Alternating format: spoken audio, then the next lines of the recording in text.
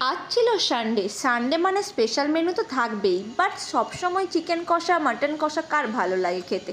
আজ ভাবলাম নতুন কিছু একটা ট্রাই করব। তো ইউটিউব ঘেটে বের করলাম ধনিয়া চিকেন। ভাবলাম এই রেসিপিটা হয়তো আমি পারবো। তো দৌড়ে গিয়ে হাজব্যান্ডকে বললাম কি আমার জন্য মার্কেট থেকে ধনে পাতা আনো, আমি ধনিয়া চিকেন বানাবো। ও তো শুনে খুব খুশি হয়ে গেল, কারণ আমার হাজব্যান্ড হচ্ছে একটু খাদ্যরসিক মানুষ।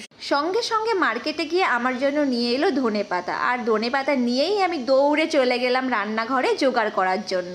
সবার প্রথমে আমি মিক্সিতে সব কিছু পেস্ট করে নিয়েছি, কারণ সব কিছু একসাথে পেস্ট করে তারপরে ম্যারিনেটে বসাবো।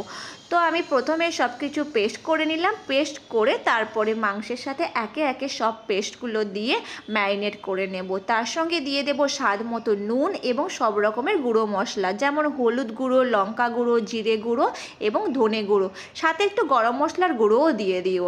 আর আমি তার উপরে দিয়ে দিয়েছিলাম একটু সর্ষের তেল এবং তার সাথে দিয়ে দিয়েছি একটু লেবুর রস।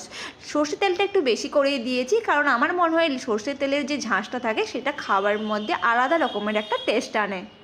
ভালো করে ম্যারিনেট করে তোমরা 1 ঘন্টার জন্য রেখে দিতে পারো, আর হাতে যদি একটু বেশি সময় থাকে তাহলে রেখে দাও 2 ঘন্টার জন্য।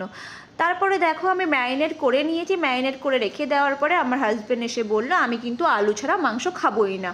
তো সঙ্গে সঙ্গে আমি কি করলাম, 2টো আলু কেটে দিয়ে দিলাম এবং ম্যারিনেট করে রেখে দিলাম।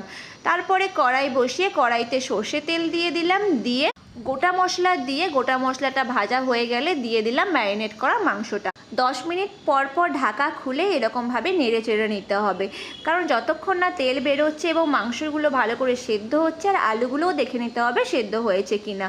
কিন্তু এর মধ্যে কোনো জল মেশানো, এক্সট্রা জল কোনো মেশানো যাবে না। এক্সট্রা জল মেশালে কিন্তু টেস্ট ভালো হবে না।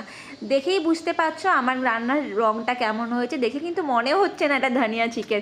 আমি ভাবছিলাম যে ধনিয়া চিকেন মানে একটু সবুজ সবুজ হবে দেখতে, কিন্তু অতটা সবুজ লাগছিল না, বাট টেস্টটা খুব দারুণ হয়েছিল। আমার হাজব্যান্ড তো খেয়ে বলে এরপরে কিন্তু আবার ধনিয়া চিকেন বানাও বেশি করে।